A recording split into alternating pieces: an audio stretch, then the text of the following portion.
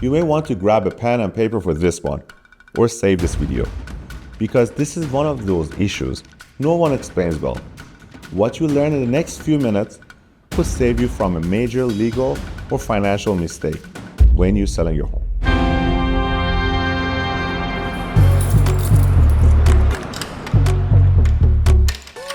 Hi, I'm Marco Momeni, your Toronto realtor with over 23 years of experience.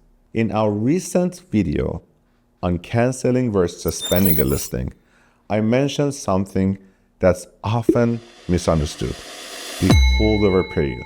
This clause causes confusion and, frankly, stress for many homeowners. One of the biggest problems: far too many sellers assume they still owe commission to their previous listing agent, even after the listing expires. That fear alone keeps them working with an agent they no longer want to work with. But here's the truth.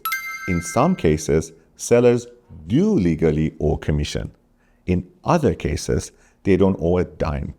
Let's finally clarify what the holdover period really is, how it works under the Ontario listing agreement, and what every seller needs to know.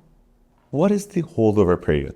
The holdover period is a specific number of days that starts after your listing agreement expires. If your property sells during that time to a buyer who was introduced to the property during the listing, you may still owe commission to your original brokerage. This clause appears in Form 200, which is the listing agreement of seller's representation agreement, or Form 271, which is listing agreement of seller's designated representation agreement.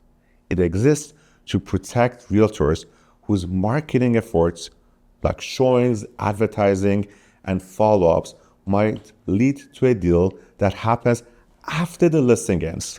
There is no standard duration. Many people assume the holdover is always 90 days. That's not true.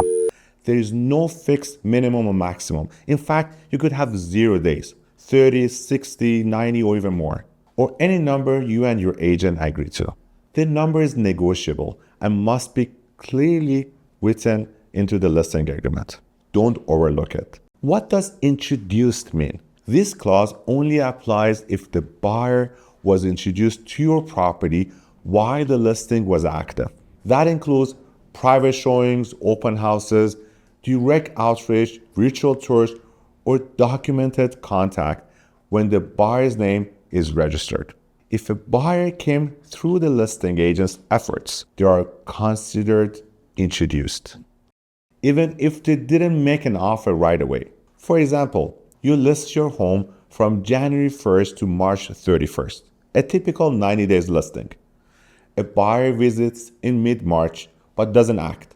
The listing expires on March 31st. Then, in late April, within your 30 days holdover period, that same buyer comes back and make an offer. If you haven't relisted with another brokerage, you may still owe commission to your original agent. Why? Because the buyer was introduced during the original listing. What if you relist with another brokerage? If you relist during the holdover period and the new agreement offers commission equal to or greater than your original, the first brokerage is no longer entitled to commission. For example, your listing expires on March 31st with a 5% commission on a 60-day holdover period. You relist on April 5th with a new brokerage at 5.5%. Even if a buyer from the first round makes an offer, your original agent gets nothing because your new contract overrides the old claim. Now, what if the new commission is lower? If the new commission is lower, then original brokerage can still claim the difference, but only if the buyer was introduced during their listing. Let's say your original agreement is signed at 5% and the new agreement is at 3.5%, difference of 1.5%, which the first agent could still claim. That's how the contract protects them from being undercut post-expiry. There is a key legal distinction. If your listing expires the holdover clause applies. If your listing is terminated in writing, the entire agreement, including the holdover period, is canceled, unless otherwise stated. So always ask, did this agreement expire, or was it formally terminated? So why the clause actually exists? At first glance, it might seem like a trap, but the clause exists for a reason. Buyers sometimes need time. They see your home during the listing, but aren't ready to act. If they come back later on and that interest came from your agent's hard work, the clause ensures the agent is fairly compensated. It's about respecting the effort that led to the result, even if the result came later on. Holdover period may only be a few lines in your contract, but it can carry serious consequences.